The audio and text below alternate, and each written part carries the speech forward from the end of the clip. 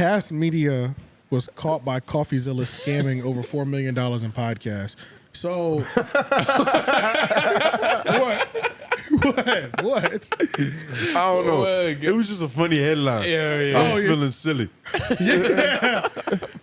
So Kast Media, I had never heard of them before. That's with the podcast scamming. The Thick Boys. What's his name? Fighter and the Kid. Brendan Shaw? Brendan Schaub. But what's- Brendan Schaub. Schwab. what's the white dude's name? The country comedian.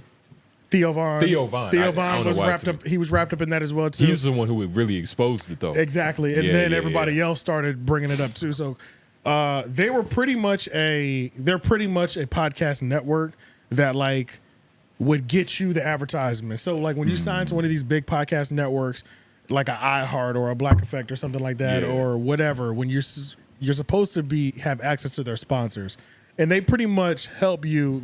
Going there guarantees you a certain amount of... Get you a bag. It gets you a consistent advertising bag that you don't have to actively go out there and get every single month. But long story short, so this new one pops up, and they sign some of the biggest podcasts in the game, like Theo Von's podcast, Brendan Schaub, Fighter and the Kid. And I don't think that's what happened though. I think it's almost like if you signed a bigger deal, but we're under you.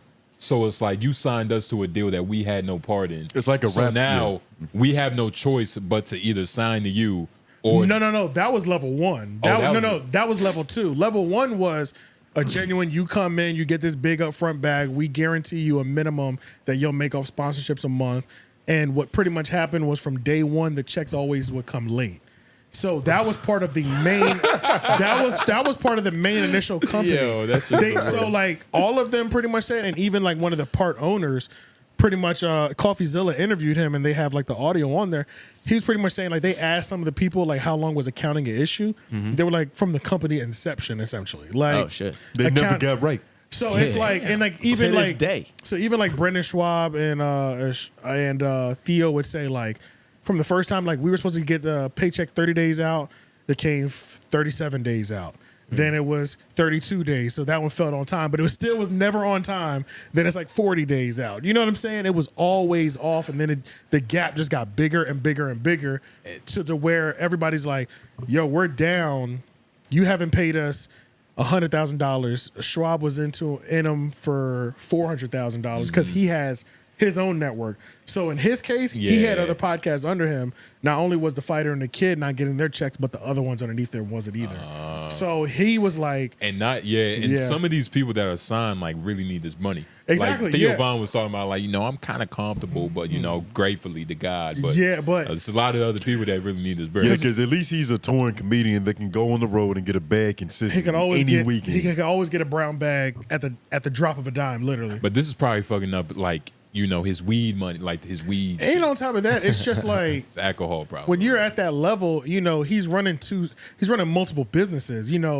That's his podcast business. So he's not even able to the podcast staff like pay them accordingly. When we signed this deal that said we're going to get a minimum of $50,000 a month, maybe more, but at least that was one of the big things about this network is they were signing people to minimums. So no matter what, you'll always get $30,000 to $50,000 a month in advertising. But if it's a big one, it might be $100,000 this month. But that kind of sounds like they was preparing the kind of bullshit. It niggas. sounds like it indeed, right? Yeah. You know what I mean? So that was one of the big things. So it's like you try to set your life up on this 12-month, 24-month contract because I know I'll be at least getting 50 racks a month off of this shit, and all of a sudden, none of them are coming. And then another company came into play. And they pretty much told all the people signed to this network, we know we're late $175,000 for you. We already know that.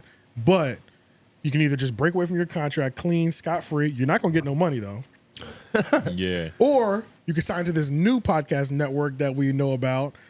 They'll give you and you have a better chance of getting your money back, but they'll also sign you to a new deal and start paying you monthly. And potentially fuck you over again. That's kind of like what happens to my dad when he transferring retired. your bad debt. When my dad retired from the military, they kind of forced him to do it because it was like you could do it now and still get your benefits, or you could try your luck and have us say no to you in the future. Exactly. It's Shit a like forced that. stop. Yep. That's pretty much what everybody was under. So a lot of them did move over. Some of them just charged to the game, but I think what Coffeezilla unveiled was most of them went over to the new company. And who was the manager he was talking about? Because he was really shitting on this one white dude. He was like, it's really this one white dude's fault. Yeah, he was talking to the owner, and then he was talking to like the owner's partner. So he was talking to the source. Yeah. For sure. Like he had a little video call with the source. And Coffeezilla, bruh, Coffeezilla applies pressure. Like, I don't know if y'all if we have any listeners that like watch his content, but like he's the one that's been applying consistent pressure to Logan Paul with the whole crypto scam. And it's like hitting him in the DMs, having the receipts, waiting to drop them after. Bro, and Coffeezilla's content is, because how many subscribers this nigga got? 33 million? No, 3.1 million. 3.11 million. Yeah. But I said 33. That was crazy. But that's ridiculous. Might as well. 3 million is a long way. Yeah, but at the same time, it's like when he puts a video out about, first of all, finding out somebody's a scammer. God, that's like, that's content I'll never get sick of. You know what I'm saying? Like, that's the easiest exposed video to make, and it's all backed by facts and data, so it doesn't.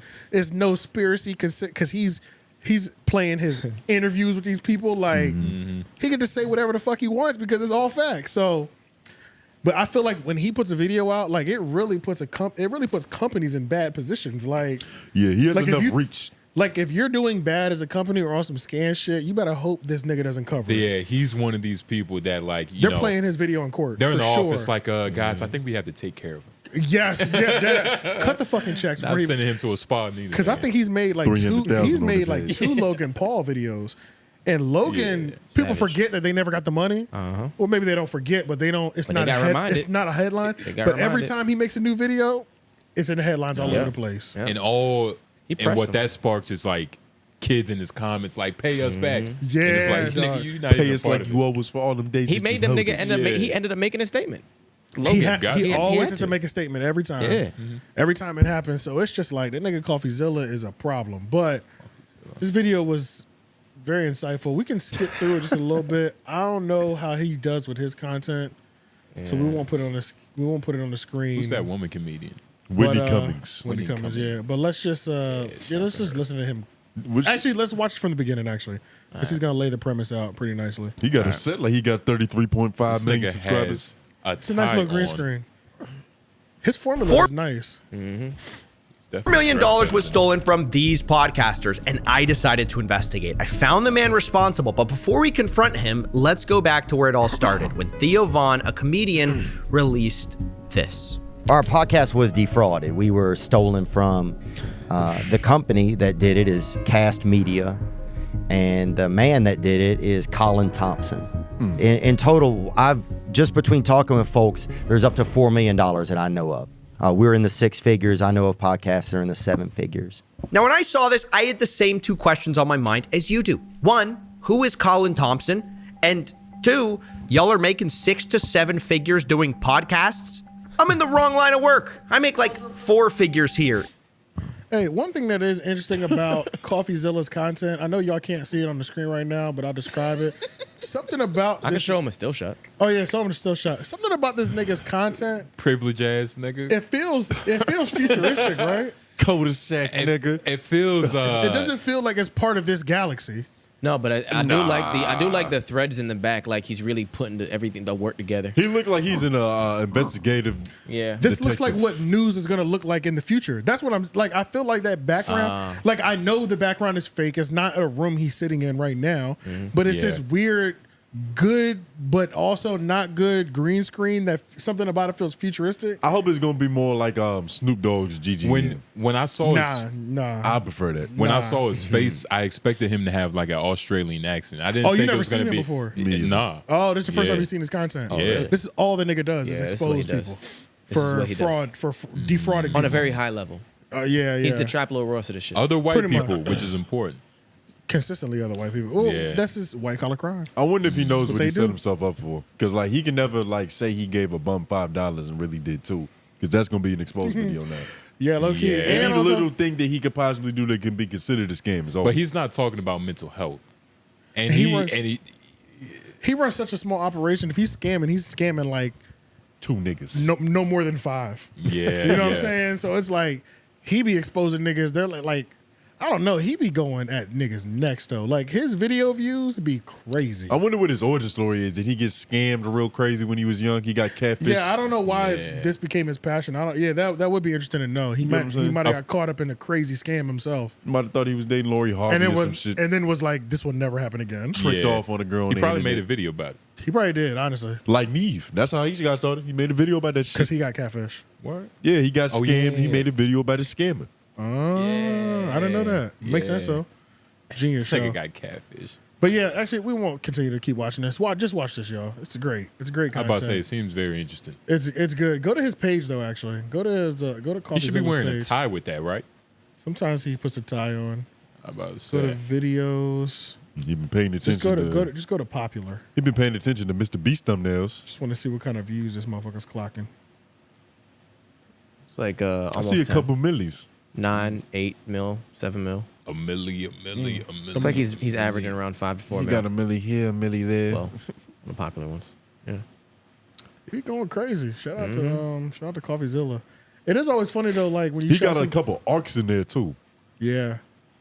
And it's funny too when I talk like we'll bring somebody up like Coffeezilla, be like, yo, he seems like an honorable dude. He catches exposures. I remember we were like Graham Stephan, the financial guy on YouTube. He's clearly the best. Somebody in the comments was like, yeah, but you remember he was caught up in that scam. I was like, what? Yeah. I was like, he was? I've been Like, convinced Nigga. that it's Nobody's clean. There's Nobody's no way to clean. make it without doing some dirt. We couldn't even Yeah. shout out Like- Chris Hansen on this show without somebody in the comments saying something. Yeah, right, yeah, dog. Yeah. You know how he started that show, right? He had to change his life around. Right, right. It started off as community service. Yeah. I used to be in that chair that you're sitting in right now. Yeah, literally. With the same look of fuck. Yeah. Right.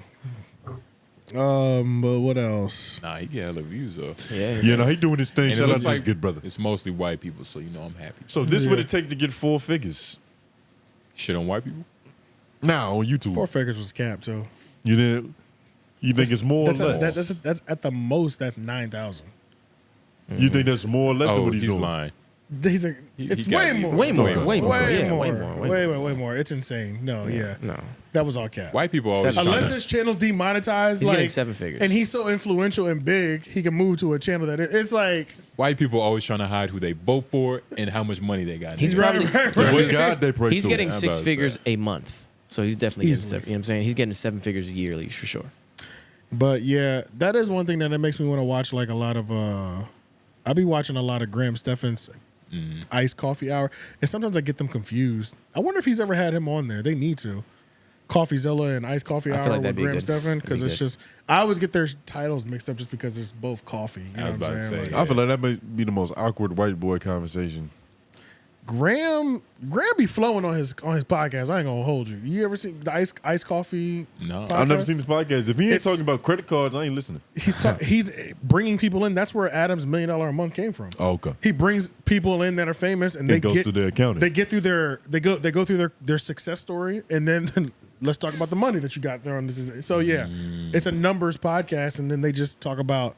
But they even have Fresh and Fit up there, and they were pretty much talking about their philosophy and their ideology. But then they were also like, how much money are you getting? Because we see your live chat going crazy. You know what I'm Yeah, saying? yeah. So yeah, they're gonna hit the money still. See these $50 incels. If you want to pocket watch a nigga and he goes to Graham Stephan, he's volunteered to open his wallet to his discretion. It's like going on cribs. Oh, exactly. Yeah, you've opened the door for people to know Showing your living at least room. a little bit of what kind of money you getting. Yeah. Yeah, Shout out Redman. You got to be vulnerable. pretty much. And being vulnerable with your money is That's scary. Fuck that. kind of scary. Yeah, Opens especially up when, hella problems. yeah. Let's see.